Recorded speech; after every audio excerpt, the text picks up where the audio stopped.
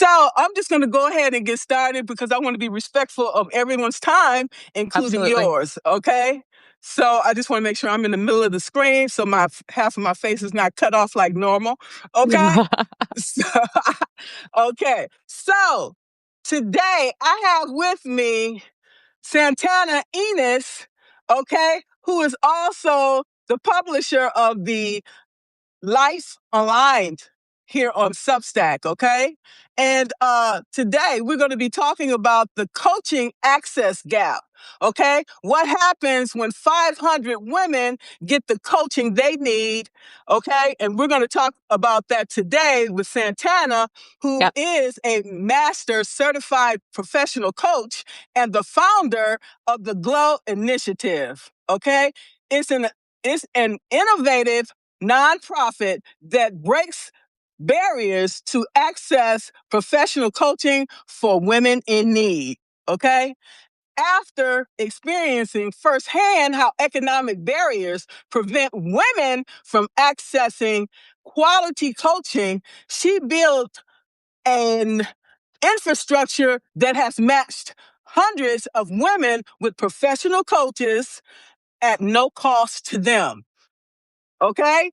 Her work partners with nonprofits to reach women who need support most. Okay? And we're going to provide all this information. You can learn more at www.glowi,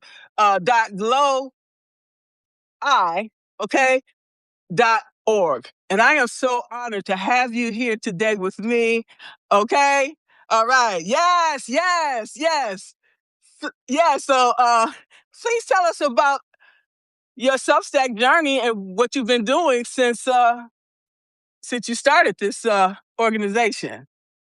Yeah, I mean, my Substack journey. Substack for me has always been a place where I can just get those thoughts out that don't really seem to have a place anywhere else, you know. I'm not on Instagram, I'm not on TikTok. I don't really aspire to that. I enjoy the written word. I enjoy sharing my thinking. I always offer that in service. If one person reads something I write and they think, oh, I'm inspired, or I feel better, or I'm thinking differently about something, that's what Substack has been about for me. So I'm not always as active as Miss Margaret is here on Substack. We can't all be, right? We can't all be the queen of Substack.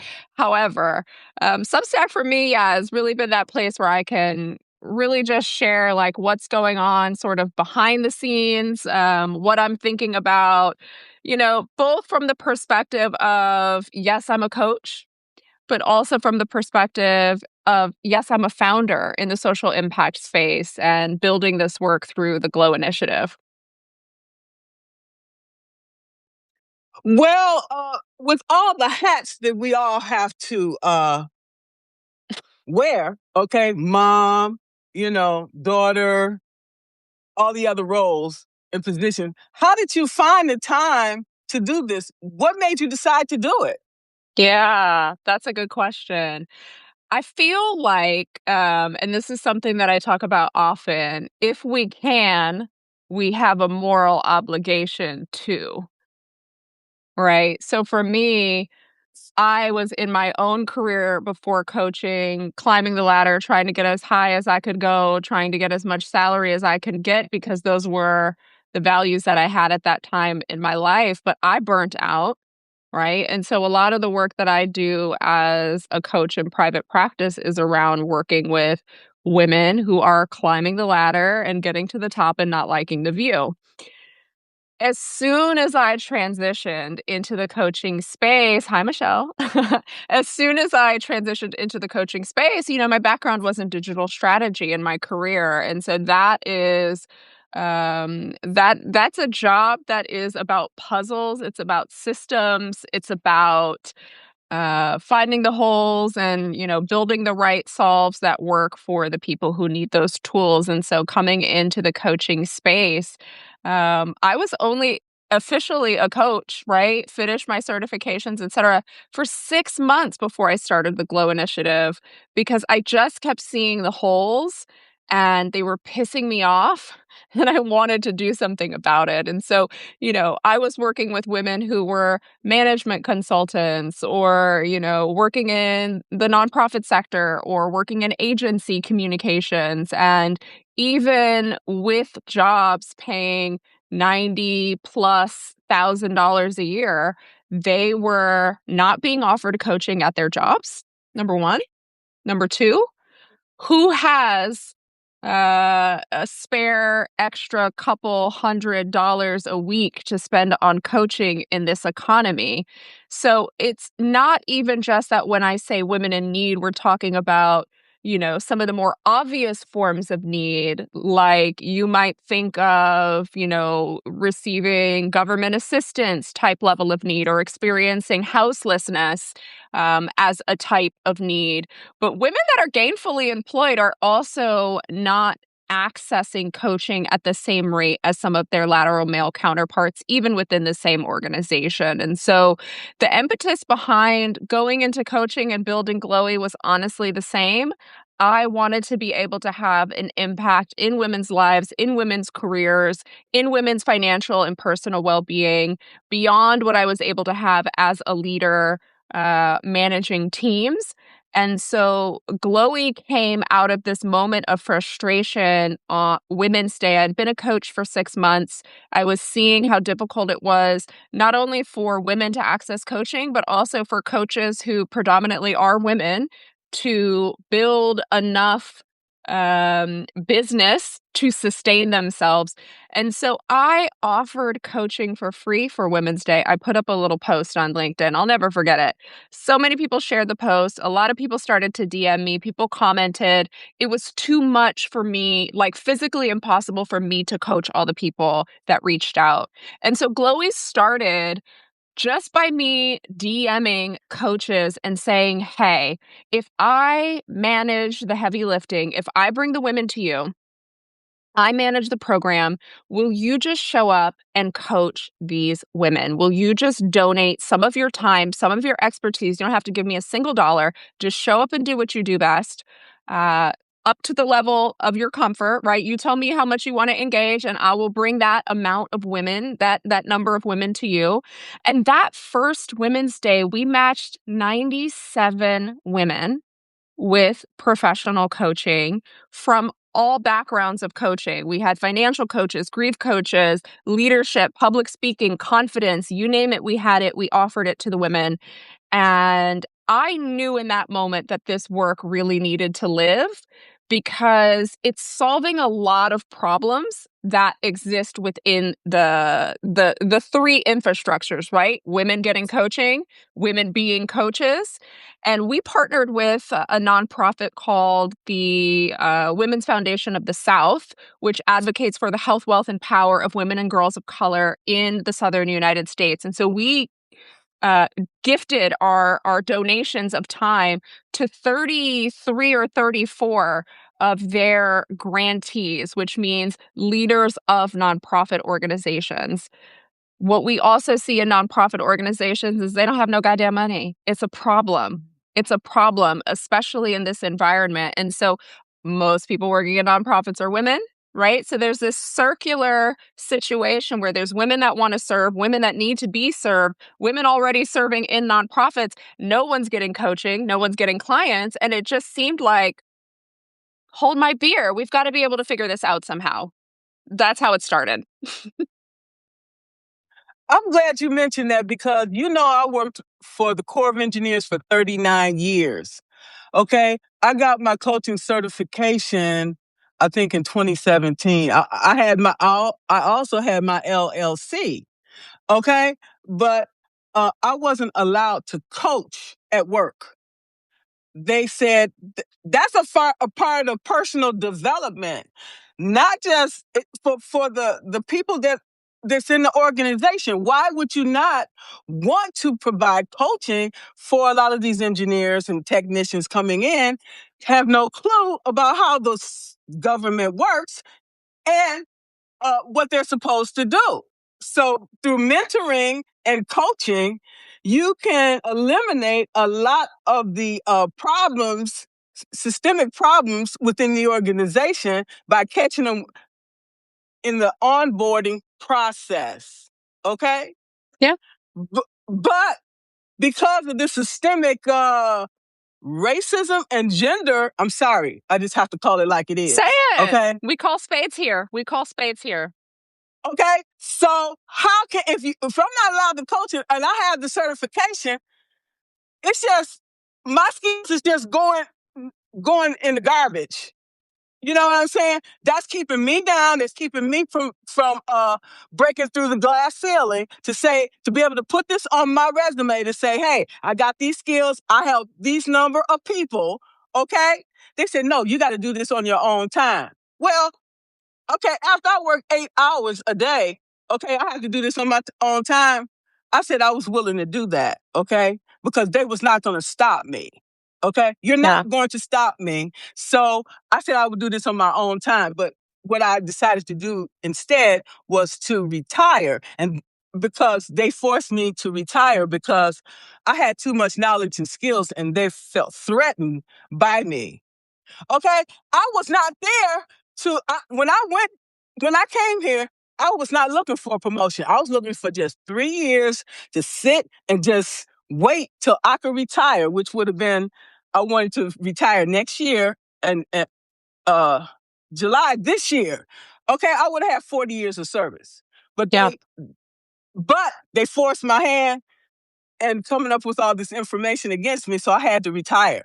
Okay, so which was good because I hated that job anyway. Honestly, it just said, okay, cool, because I'm hating this job anyway, just repetitive tasks over and over again. Where now I'm able to do a multitude of things.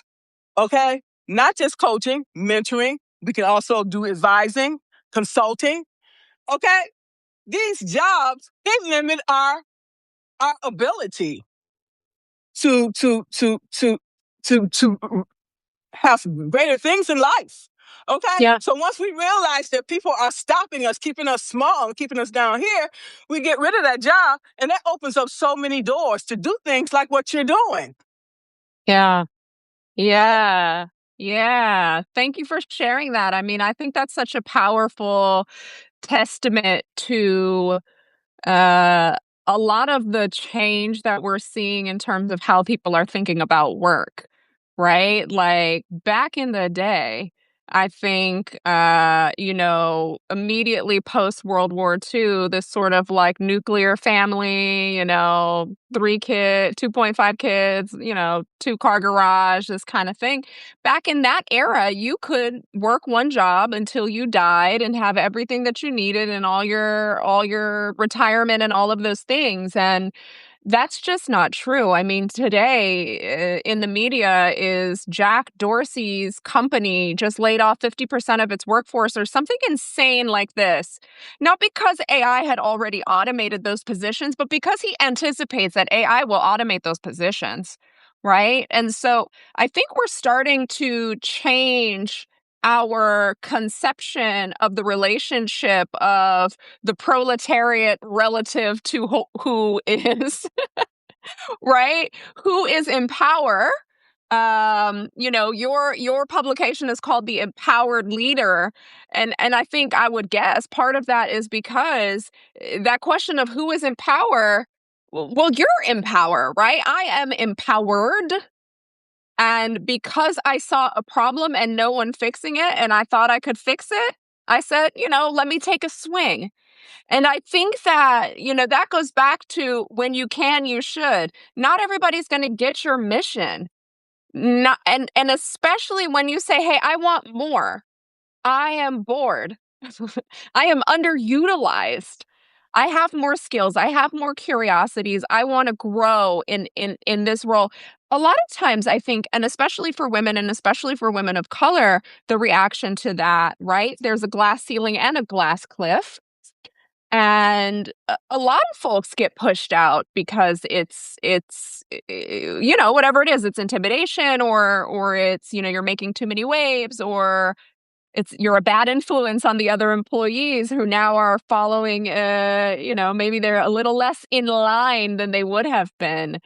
And I could say just looking back on my career, some of those through lines were there as well. There's a box that you should be in, and some people are encouraged to be outside of that box, think outside of that box, but it's usually not the women, and it's often not the brown people. So, being my own right, my own keeper, my own boss, if I can say that, is one of the most empowered things because I get to choose how I show up, when I show up, what what is the KPI, right? What is the key performance indicator of my work? And for me, that's impact. It doesn't have to be scaling for scale's sake. It doesn't have to be the bottom line to the shareholders. I don't need to lay off 50% of my workforce. I am the sole employee, so give you that caveat. However, right? Because I'm not trying to um extract. And I think Mm. that non-extractive as an ethos is something that really guides my work with the Glow Initiative. It has to be non-extractive. It has to be circular. The women need to benefit. The nonprofits need to benefit. They need to pay in enough that Glowy can sustain itself. And the coaches can get a little bit of cash. They can get a stipend that's meaningful, or they can donate their time for free, but never more than they have to spare. There's no I, pressure for coaches to show up and give more than they have.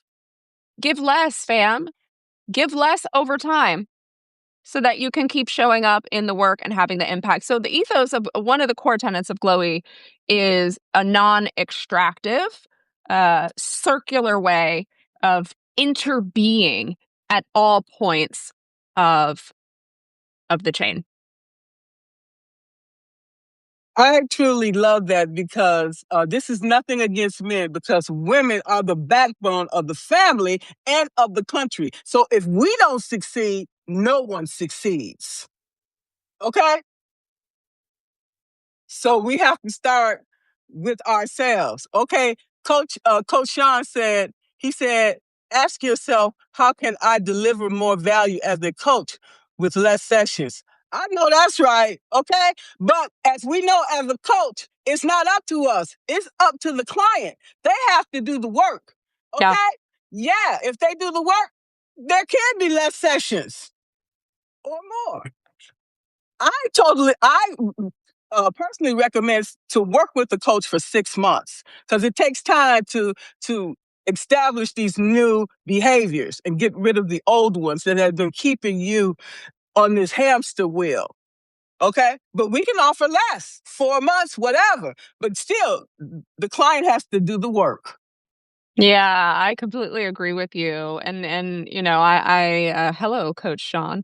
If I'm thinking about what Coach Sean offered in the chat, I can say I had a really interesting conversation with someone today, unrelated really to the coaching work, and they shared with me a coaching horror story where they had been contacted by a coach promising the sun, the moon, and the stars.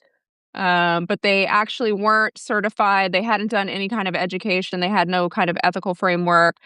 It was really a sort of, there is this sort of almost like a pyramid scheme energy that you can see sometimes in the coaching space. There are coaches that go through the ICF or the European framework or coactive or whatever it is. They're investing time, money, emotional resources, everything in service of, helping people. There's also another sort of pool of folks that they're the coaches of coaches. They'll tell you how to get rich quick, how to become a six-figure coach, blah, blah, blah, blah, blah, blah, blah.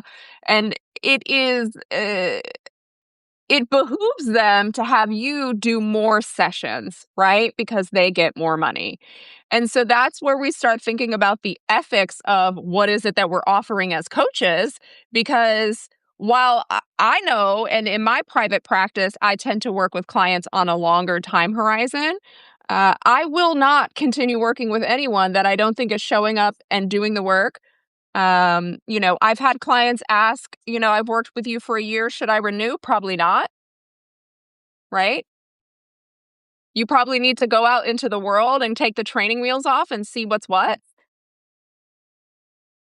Right? So, with Glowy, though, what I would offer is that, because coaches are showing up in service, they're volunteering their time primarily. We ask that they offer 3 sessions to each woman, and we track longitudinally what is the impact of opening up that access for women. And in the first year, we just allowed coaches, hey, just show up, offer whatever you can. And so in the survey data, what we saw is that when a woman, completed more than 2 sessions, and indeed more than 3 sessions, of course.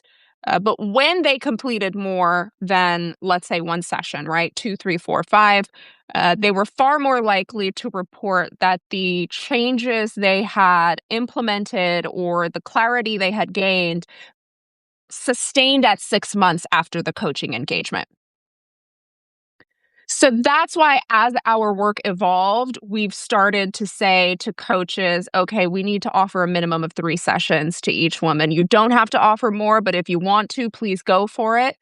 But please offer to each woman at least 3 sessions when you're matched with her, because we see that in the data. At least 3 sessions, right? You need to come to awareness. That takes a while. It takes trust. It takes rapport. When you come to awareness, you have to understand, you have to come to some awareness of the gap, right? Where are you today versus where do you aspire to be in your life? You have to start ideating some steps and some work. Then you got to put in that work. And then you need some accountability check-in. And so 3 is the minimum viable product, right? It's the minimum number of sessions that I believe you can do with a coach in order, if your goal is sustained behavior change, sustained improvement to your well-being, I think the minimum number of sessions that you can offer is 3. That's what guides our work. When we work with nonprofit partners on a fee-for-service basis, right? Because we developed a program that's now been tested hundreds of times across several years. So we can bring this to nonprofits that have the budget, and we offer the coaching program to their staff or constituents at up to 75% below the market cost, right? Because my KPI is impact. My KPI is not profit. So that is how I was able to build that in. And it's in the bylaws of how the company is organized, that profit has to precede, that impact has to precede any sort of financial upside. And so when we come into nonprofits on a fee-for-service basis, we're able to offer stipends to coaches to compensate for their time. But that means we're also able to offer each woman an engagement of 6 sessions each. And that is where some of the really amazing stuff happens. But we're seeing incredible impact results in our longitudinal analysis, even with offering 3 sessions. That's outstanding. Now tell me, I know that you're offering this to women, okay? But say, for example, what about the coaches? Do you have men coaches? We do. Women? Yeah. Okay. Yes. Okay. We got the sun, the moon, and the stars. We have male coaches, we have female coaches, we have non-binary coaches. That doesn't matter, right? It only matters that we are singing from the same sheet music vis-a-vis the impact, right? We saw in the McKinsey 2025 State of Women in the Workplace report, which I had some beef with, but generally it had some nuggets. Across every career milestone, whether you're entry level, mid-level managerial, whether you're director level or higher, women do not have equitable access to sponsorship, mentorship, or coaching within organizations. McKinsey was surveying large corporations that definitely have the money to provide that level of support to all of their employees, but women have less access. So when any coach comes to us, as long as they meet some, qualifications, right? They've done a certain number of one-on-one sessions, they have some sort of certification or accreditation. Come on in, and we're absolutely agnostic about the background of the coach vis-a-vis like what are they specializing in, what is their niche, because women know well what they need. Women know. I don't need to make a prescriptive coaching program and say, hey, girl, this is exactly what every single woman is going to receive when she knows what she needs. So we actually offered to our nonprofit partners for International Women's Day this year a menu of 28 different coaching niches that women get to choose from. And they're matched based on what it is they're trying to do in their life, the niche, et cetera, so that they can have the best possible fit. I love this. Is this an international initiative? So we did accidentally go international. Congratulations. Thank you. Thank you. We're primarily focused on the United States. That's where our nonprofit partnerships primarily are. Not always are, but primarily are. Last year, we were able to open up some overflow access to the general public, and it was really interesting to see what happened with that. I was getting reports because we asked, where did you hear about the initiative?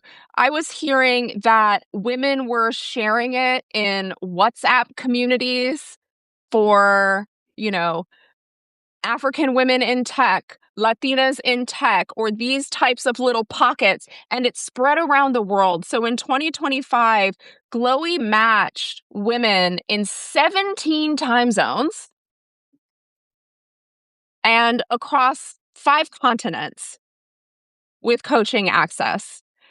This year, we have we are international this year as well, again, although we do primarily focus on the United States. Why do I focus on the United States? Read a newspaper, open a blog, open Twitter, like look at what is happening to women in the United States right now. It is bleak and it's getting worse. And International Women's Day is coming up. Yes, women suffer. Women are suffering all over this planet. And also, I'm a one-person operation, and so I can't be everywhere all at once. So right now, the focus is primarily the United States. We do have a partner in Western Europe, so we will be matching internationally as well this International Women's Day. I really love what you're doing. You said we are not Mother Teresa, so we have to help the people that we can help. Now, there are men here.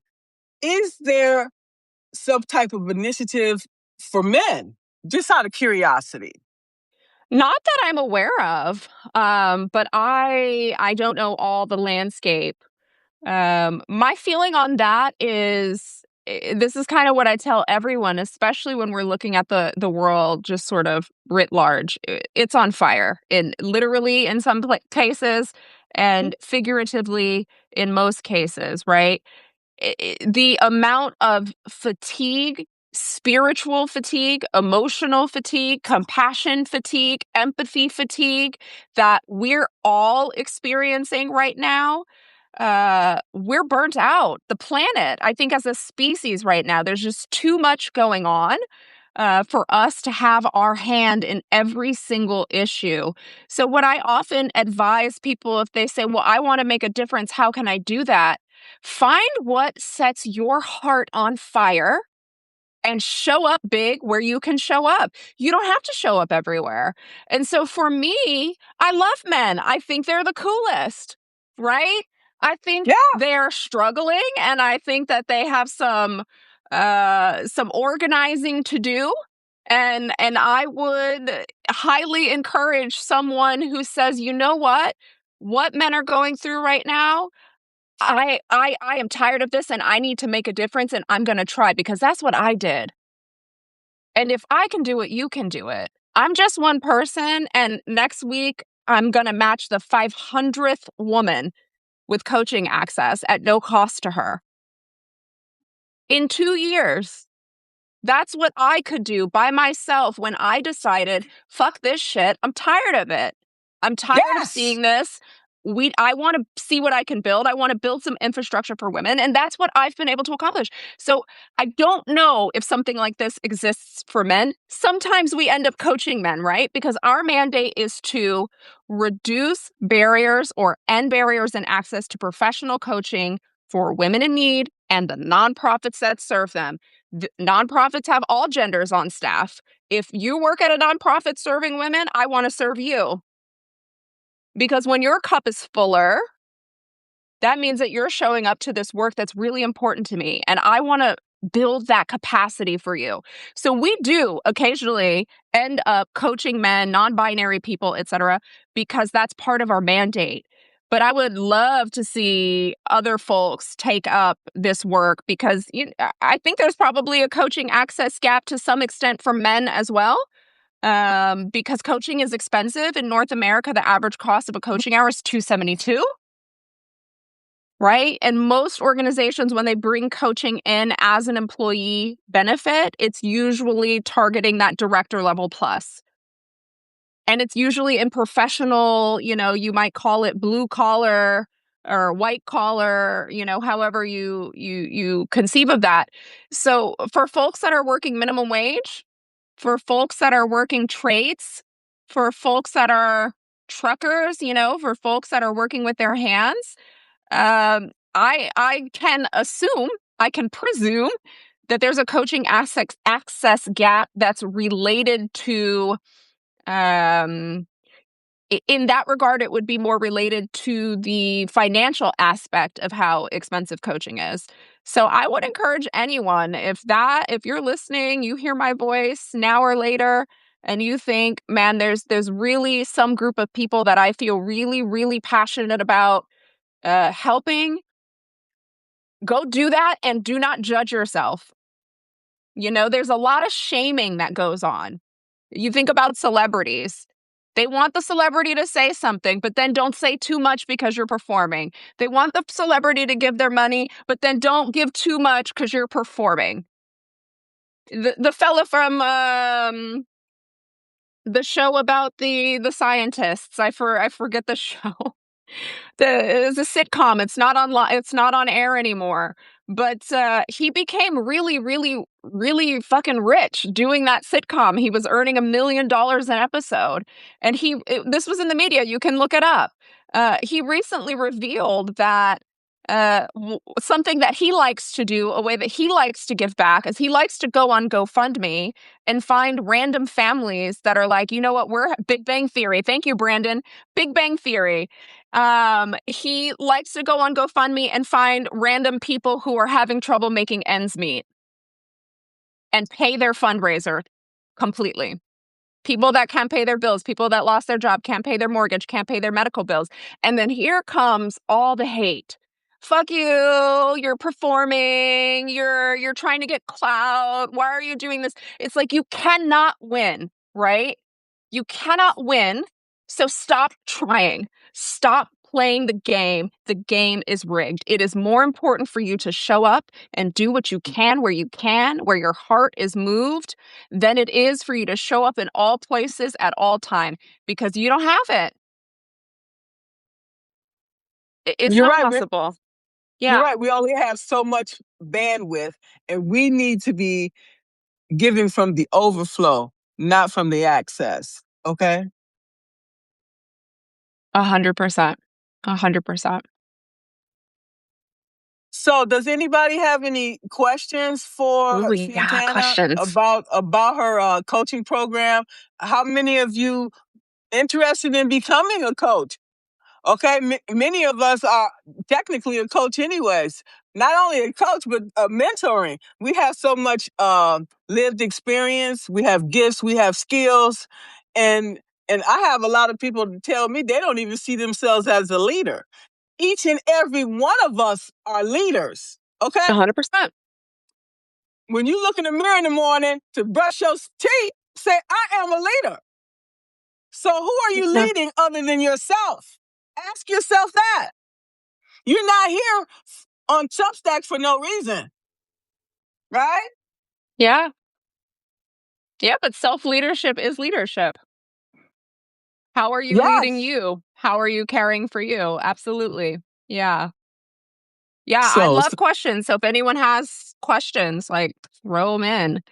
I could talk about this issue till the cows come home. I mean, I think one thing we haven't touched on yet, just until questions come in, if they do, is the impact. So, what happens when we close the coaching access gap? I think what happens, we're seeing. I just posted a story yesterday to my Substack, which you can go ahead and read.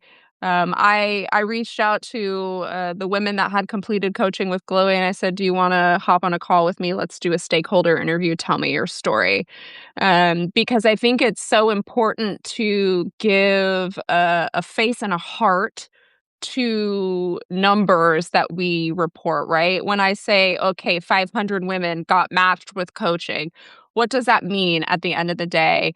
It means a lot of different things for different women, but something I was really surprised to find in the data was that we actually had a 7x mental health spillover effect, meaning almost no one came to Glowy looking for mental health support, which is appropriate, right? Because coaching is not therapy. And we beat that drum from here to the high heavens. Coaching isn't therapy. It's not a replacement for mental health. However, over 50% of those who completed the 6-month survey reported decreases in depression, decreases in anxiety, decreases in burnout symptoms, increased self-confidence, increased what was the last one? Increased self-efficacy, right? Thank you, Michelle. Um, so I mean, let me lay that on you. When we talk about Veronica's story, which is what I posted yesterday, this is a person that is a first generation professional, meaning their parents immigrated, and so they don't have I think something that people don't realize is how much your parents' network is a source of wealth for people, right? Your parents can give you guidance on how to show up in your first professional job interview, or they can't because they've never done that, right? They can tell you how to navigate office politics, or they can't because they've never done it. They can tell you, let me connect you to my friend that I play golf with, and he's got a job over there.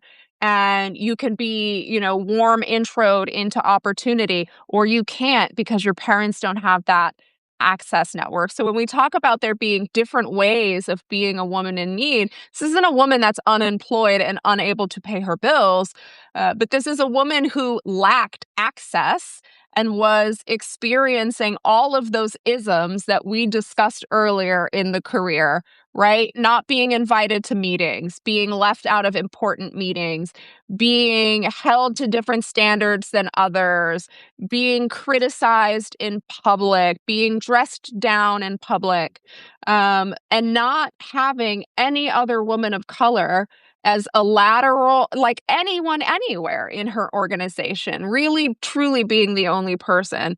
And so, what was really incredible for me to hear in her story is that when she showed up to engage with coaching, first of all, she was afraid because coaching sounded like something for other people. She kept saying that. It didn't sound like it was for me, right? We internalize, I think, as women, and particularly at times as people of color, by osmosis, some of the cultural bullshit that's around us. And so we might internalize, well, coaching's for those other people over there, but it's not for people like me. Says who? Right? And so in Veronica's case, she overcame something that felt for her very, very scary to let someone in and to share her story with someone. But the outcome for her, she was one of the 50+% that reported mental health improvements. And one of the quotes, you can read the piece, she said that for her, what she learned is that coaching was not necessarily about what it could do for your career, but what it could do for your personal life, and that what you could then go accomplish in your career because your personal life is now on point. Your mental health game is stronger. You have more tools. You have greater resilience. You feel more confident. You feel more validated internally. You can offer that to yourself. These were some of the things that she shared. And so when you think about the impact that something like that on someone's life, this is impact that I call trajectory altering. It's like when the white cue ball hits all the colored cue balls and they go all in different directions. Life is a game of cosmic billiards. And when something like this opportunity hits your cue ball, it sends it in a new direction. And that's going to have impact not only for every person around her and all of her direct reports, but also for her children, for her spouse, as she's showing up better resource, for her community as she engages with her community. And that's why, for me, I am so fired up to invest in women for International Women's Day and beyond, because we know in data that when women are invested in, seen, safe, whole, and well, they do not hoard that. They sprinkle that out around for the benefit of all society. What we're talking about is a domino effect. Okay? And that is very, very important. That's why I believe in coaching.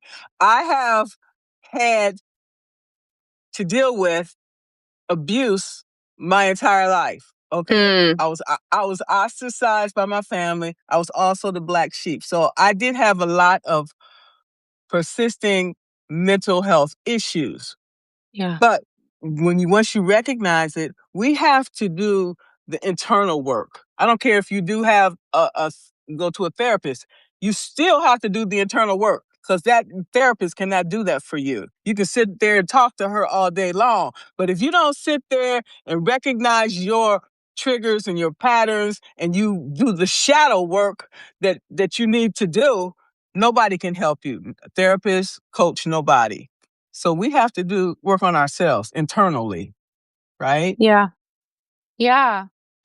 Yeah, and I thank you for offering that. I think it's really important, especially because we saw this mental health spillover effect. I'm really curious about that. I'm applying for some funding specifically around research to study this phenomenon, because coaching isn't therapy, but it can be therapeutic. And I really want to know why. Is it because Glowy tends to work with populations that aren't really choosing between therapy and coaching? They're choosing coaching or nothing, right? Is it because coaching is action oriented, right? Not everyone requires clinical diagnosis or clinical mental health support. Many people do, and that's okay. And I want you to go get what you need, okay? Go get what you need to be well. But if that's not what you need, coaching can be very therapeutic as it holds a mirror up to you. But this is just the data that's come out of what we're seeing with the women, with the 323 women that have been matched through Glowy so far. Next week we'll cross 500 and we'll learn more. We are a learning organization. We will learn more from the women that come through our doors, so that we can better hone what we're offering and how we show up in service. But I mean, this could be revolutionary, because I don't know of all the coaches that are on, if you've ever Googled or tried to find peer reviewed research about coaching efficacy. It is sparse. There's not a lot. Number one. Number two, when you find it, you tend to find it from the lens, and I'll go off here, because I always tell my clients, I am not the coach for you if you're looking for how to do capitalism better. I'm not the coach for you, right? So when you find peer-reviewed research about the coaching space and the efficacy of coaching, it's that capitalism coaching. It's coaching from the lens of, should we offer coaching? Does it improve our profits? Does it reduce attrition for our company?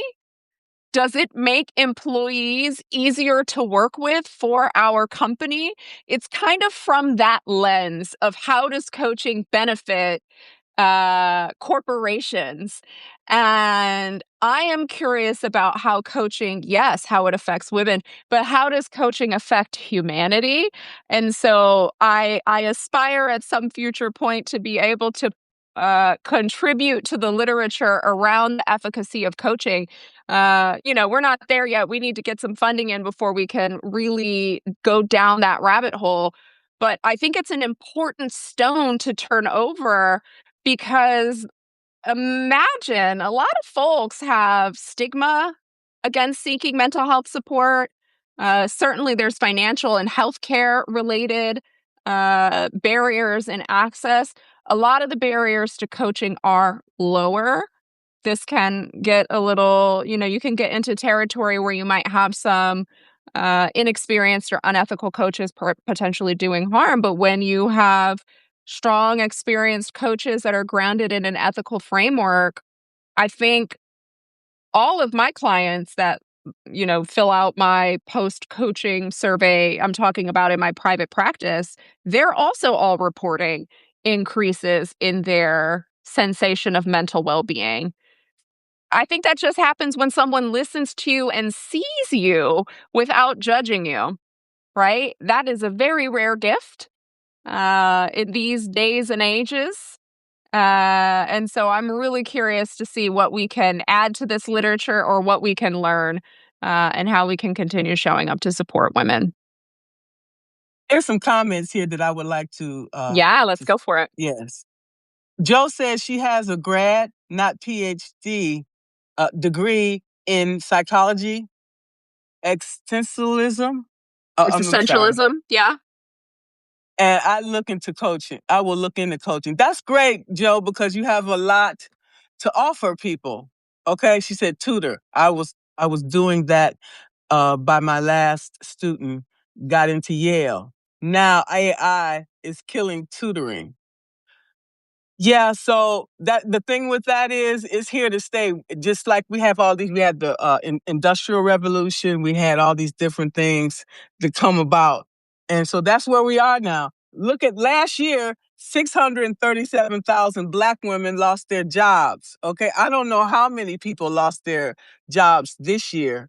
I just use that as an example. Okay, so we have to continue to learn new skills. Okay, we can't be complacent. Okay, we be complacent, we become obsolete very quickly. Okay, so we have to continually learn new skills.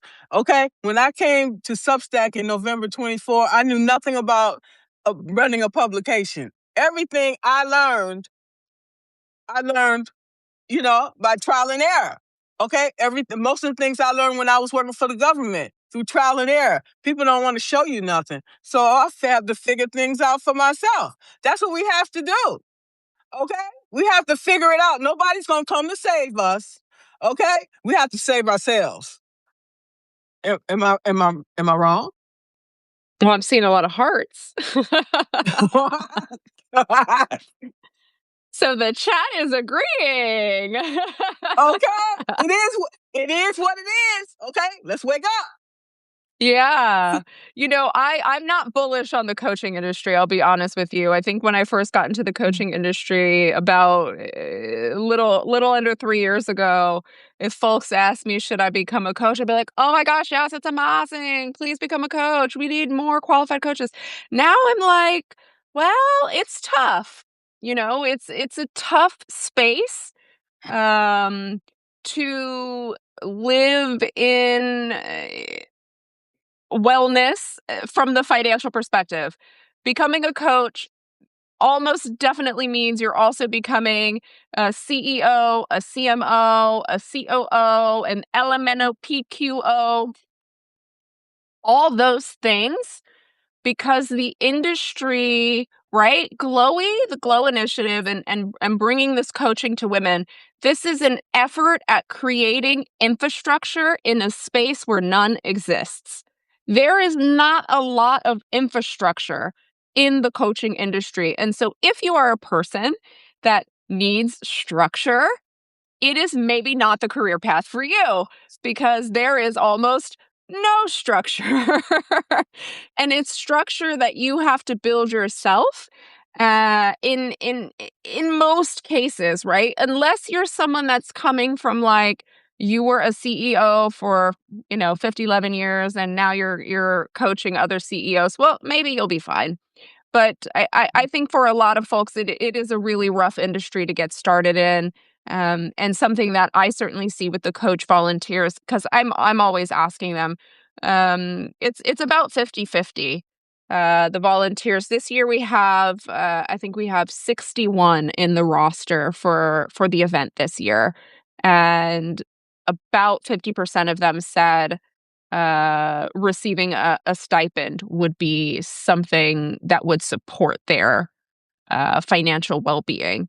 So that means 50% are like, nah, fam, I'm good. I'm just here in service. And the other 50% is like, well, actually, I could use, right? And so I think that just goes to show it's not, if you get in one of those rabbit holes on the internet where you start getting ads from coaches of coaches telling you how to become a six-figure coach and all you need is an ebook and a pipeline, I'm just going to tell you from the inside, it's not, you need a lot more than an ebook.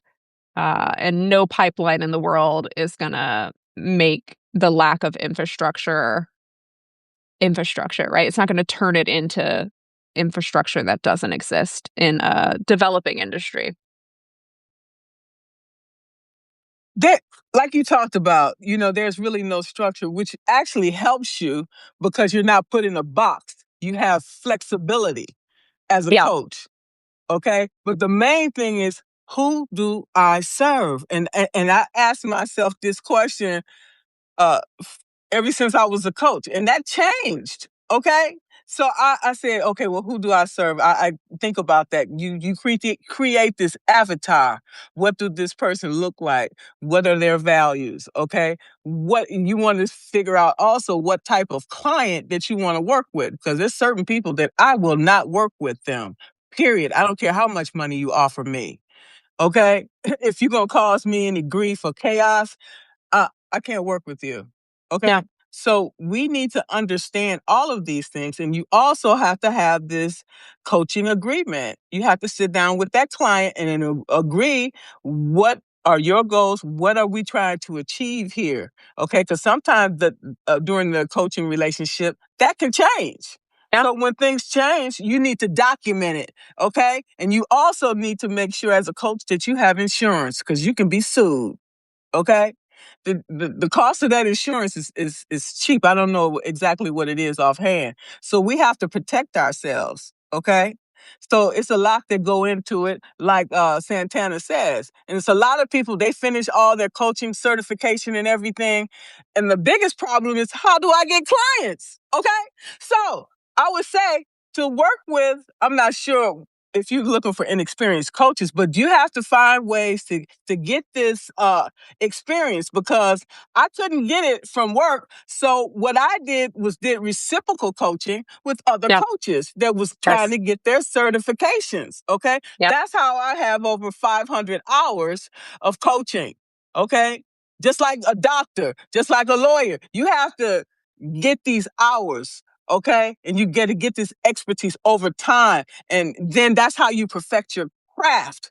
Okay. And working with organizations like Glowy, it'll enable you to put it on your resume and it'll show that, oh, okay, she volunteers, she has all of these skills and all these things and she helps so many people. That helps you in getting jobs in the future, maybe with a nonprofit or maybe even open your own nonprofit. Okay.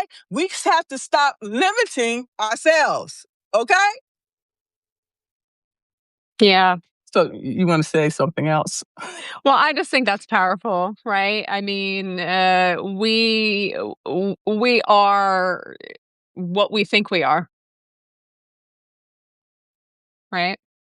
I have someplace over here, even as a coach, even as a person that's created, what I've created, it's a daily meditation and it's a daily practice as I'm stepping into being a founder, as I'm stepping into being a person that raises money for a nonprofit, as I'm stepping into being a person that builds and facilitates access for others. Like these are developments, and there is some very intentional work and practice, right? And I say practice because as you're learning, you're gonna stand up, you're gonna fall down. None of us remember what it felt like to learn to walk, but I guarantee you it wasn't easy, and we fell down a lot. But we walk, and so what I'm saying is like the barriers, we can get too comfortable, right? Is a psychological phenomenon known as identity foreclosure. You shut down shop. You're like, oh, identity is fixed, it won't change. Now I'm in a fixed mindset. This is who I am, this is what I do, and it's always going to be that way. And that's absolutely not true, right? That's absolutely not true. So even for me, and I'm sure even for you, Margaret, there's an intentional practice to showing up and meeting the work and showing up and meeting yourself, to meeting a future version of yourself that you're not yet, right? And being in meditation with that version of you that doesn't exist yet on your way to her, because we all grow and change. The real hack, I think, is when you realize you have control over a lot of that process. I gave an example the other day of how I manipulated myself into believing that I'm a person that goes to the gym. I just started telling myself I'm a gym person. It was obnoxious. Anytime I was talking to anybody for about 2 months, I was like, "I'm going to the gym because I'm a gym person. I just got back from the gym because I'm a gym person. I just, planned my schedule around the gym because I'm a gym person. Wow, I didn't go to the gym today. I missed the gym because I'm a gym person." Anyone that talked to me but over the summer, my doctor told me, "Girl, you are on the highway to pre-diabetes. You need to straighten up and fly right." And I was like, "Bet fam, I'm a gym person now, because what I will not become is a diabetic. Runs in my family. I'm not going down that road. It's not going to be me." And so every fucking day for 3.5 months, I told myself that I was a gym person, and now I work out every day. Baby steps. Baby steps. But you really do have a lot of control over who you think you are, because who you think you are is who you are. I am is powerful. I am is super powerful, right? And so even though I'm, building this mission, right? And this impact in the world, it is still an intentional daily practice to show up and say, I am a person that builds a nonprofit. I am a person that expands coaching access for women, right? I am a successful founder. I am well resourced financially and spiritually and mentally, right? This is something that I have to very intentionally show up and do the meditation of who I am so that I can meet her, right? I can meet Santana, the Santana of the future. I want to know her, right? I invite her. And I think that's something that we don't talk a lot about enough, because I think a lot of the conversation around starting a business, changing your career, It's the fake it till you make it ethos. You don't have to fake it. You get to show up exactly as messy and as imperfect as you are.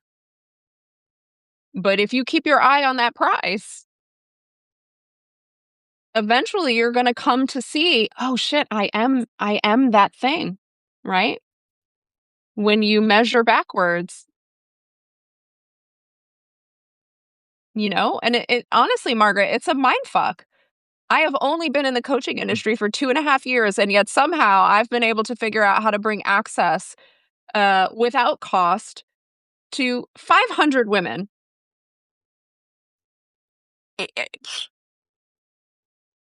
If you asked me 3 years ago if I thought I would do that, I was, you're crazy. But every day I show up and I say, this is who I am. So this is an example of why we should never give up on our dreams. And when it's the most hardest is when you have to hold on because success is on the other side of there. Indeed it is. And don't you forget it, okay? You guys stay encouraged, okay? You have everything you need to be successful. You are enough, okay? And coaching, mentoring does work. I'm a living witness. I wouldn't be here today if it didn't. 100%. 100%. Do you have any closing words or suggestions or anything like that? I would just say again, if there is an issue you care about, go out and champion it, right? We're not, there's a lot going on in the world right now. And I think it gets a lot worse when we shut down and we foreclose and we say there's nothing I can do. There's absolutely something you can do in your sphere of influence. Just don't try to do it all. Try to do what matters to you. For me, what matters is expanding coaching access for women, particularly women in need, particularly women and girls. Well, women of color, we only work with adults, but that's what matters most to me, and that's how I know that I'm showing up every day to meet this moment. So, um, just show up, you know? Use your IMs, show up. You can build big things. All big things start from a seed.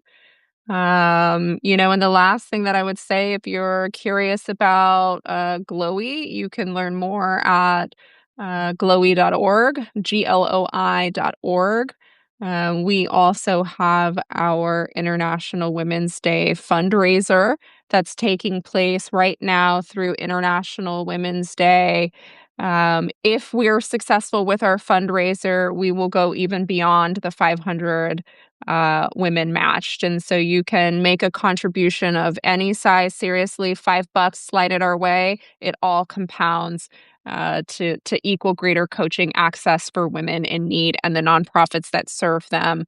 You can donate at givebutter.com/glowy, GLOI. Thank you for putting that in, Michelle. There is the URL to glowy.org or givebutter.com/glowy, GLOI. So thank you, everyone. We've had such a great group, super active in the chat. Thank you for inviting me, Margaret. It's always wonderful to be in space with you. And I just want to thank you again for inviting me here to talk about coaching access. Yes, and I will make sure to include all of your links in the article when I publish it. Wonderful. Thank you so much. Thank you all. We love you. All right. Bye. Take care. Have a good weekend. Thank you. Bye-bye.